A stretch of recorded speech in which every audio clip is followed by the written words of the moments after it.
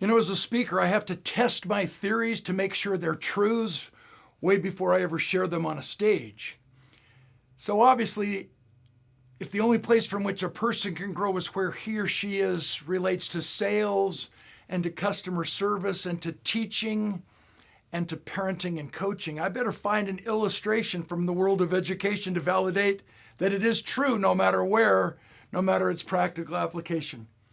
So I went and found one of my old high school teachers, a man that I looked up to, one of my heroes, Mr. Croft. He taught anthropology, so I never signed up for his class, but it still kind of affected me because today I don't really know a lot about anthropology except that we came from the goo, went through the zoo, now we're you, whoop-de-doo.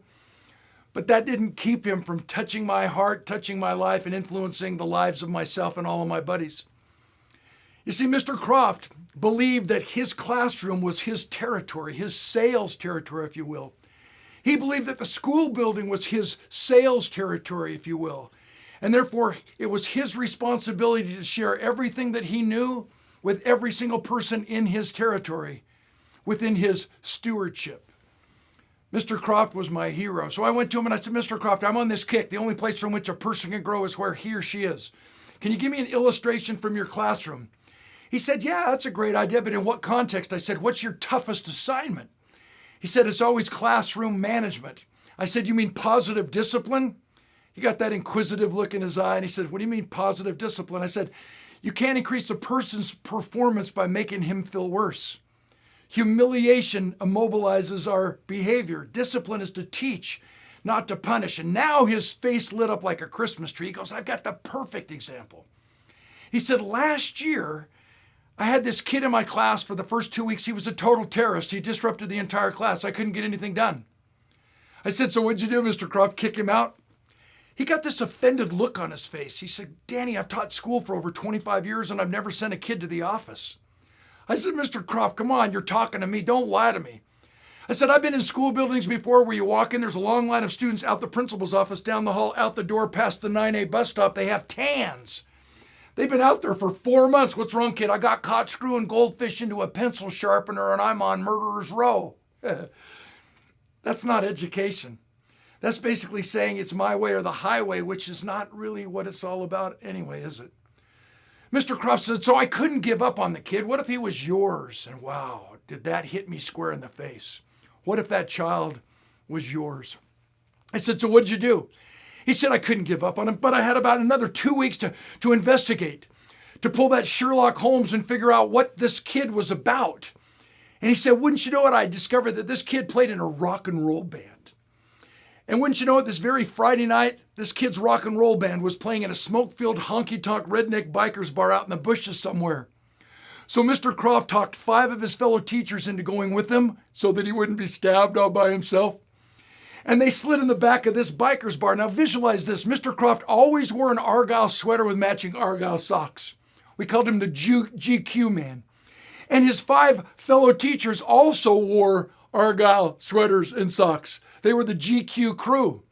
So here's this rock and roll, heavy metal, punk rock band on stage. And you've seen it as I have. Lead singer, half his head shaved, carburetor stuck in his nose. 22 earrings over here, miniature towel rock over here. Looks like he fell down the stairs with a tackle box. You want to step up and go, excuse me, I'm sorry you got mugged with that staple gun. Can we talk on Saturday? And they're on stage and they're all that glory, if you will.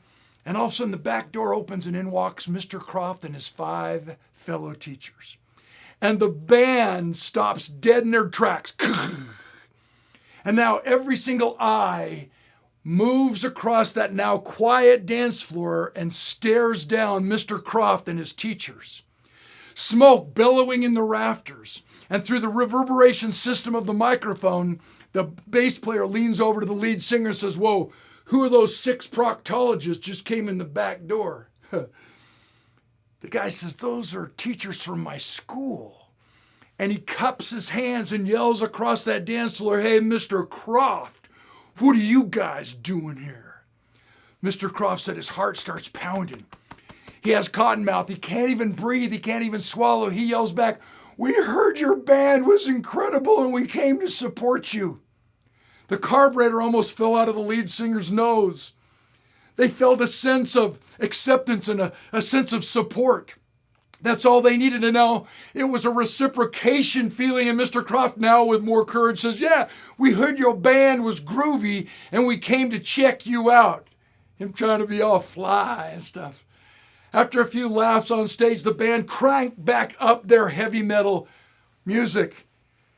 Whoa, Mr. Croft and his fellow teachers only stayed there another 15 minutes. That's all the noise they could take. That was Friday night. Question. Monday morning, was this kid a discipline problem in Mr. Croft's classroom? No way. Was this kid a discipline problem in other teachers' classrooms for the rest of the school year? Way. And what's the difference?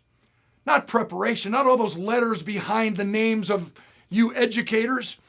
It was validating that cliche that I swore I would never use in a speech, but here it comes. People don't care how much we know until they know how much we care. And the secret to teaching is not to confuse it with talking and confuse activity with accomplishment. It's what we have in common, my friends. The only place from which a person can grow is where he or she is. We have to go where they are physically and emotionally. Only there can we gently invite them to buy what we're selling.